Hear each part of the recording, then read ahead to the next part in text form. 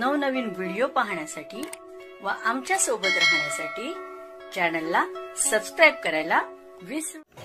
तर बघा काय बातमी, 8व्या वेतन आयोगात सरकारी कर्मचाऱ्यांना धक्का, वेतनबाबत मोठी अपडेट। केंद्र सरकारने नुकतंच 8व्या वेतन आयोगाला मंजुरी दिली आहे, त्यामुळे यावेळी फिटमेंट फॅक्टर 2.86 इतका लागण्याची शक्यता व्यक्त केली जात आहे।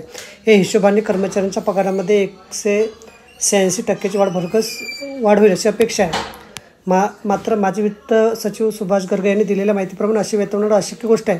एका टीव्ही चॅनलला मर्ग यांनी मुलाखत दिली आहे। 8व्या वेतन आयोगामध्ये किती पगारवाढ होईल, तर बघा माजी वित्त सचिव सुभाष गर्ग यांनी दिलेल्या माहितीप्रमाणे 8व्या वेतन आयोगामध्ये फिटमेंट फॅक्टर 1.12 वरून 2.18 होण्याची शक्यता आहे। या हिशोबाने केंद्र कर्मचाऱ्यांसाठी किमान मूळ वेतन 10 ते 30% वाढवण्याची शक्यता आहे। 7व्या वेतन आयोगामध्ये फिटमेंट फॅक्टर 2.57 इतका झाला होता, प्रत्यक्षात 14.2% वाढ झाली होती।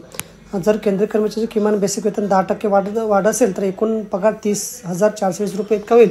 सध्या केंद्रीय कर्मचाऱ्यांना किमान मूळ वेतन 18,000 रुपये महिना आहे, त्याला 53% मागे भत्ता मिळतो। 8व्या वेतन आयोग लागू होण्यापूर्वी केंद्रीय कर्मचारी 3% वाढ मागे भत्ता आणखी मिळतील। हा भत्ता वाढून 59% होणार आहे। आयोगाचं किमान मूळ वेतन आणि मागे भत्त्याचे हिशेब होईल, त्यावेळी जर 10% वेतनवाढ झाली तर केंद्रीय कर्मचाऱ्यांच्या नव्या किमान मासिक वेतनाचं कॅल्क्युलेशन असं असेल 18,069%, 30,420। याचप्रमाणे जर 30% वेतनवाढीची शिफारस झाली तर नवीन वेतन 34,010 असं असेल। 2.86चा फिटमेंट फॅक्टर कुठून आला?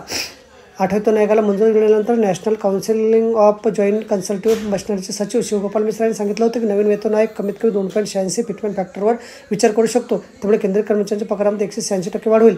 जर सरकार 2.86 फिटमेंट फॅक्टरवर निर्णय घेण्यात असेल तर किमान मूळ वेतन 18,000 रुपयांहून 51,480 रुपये होईल।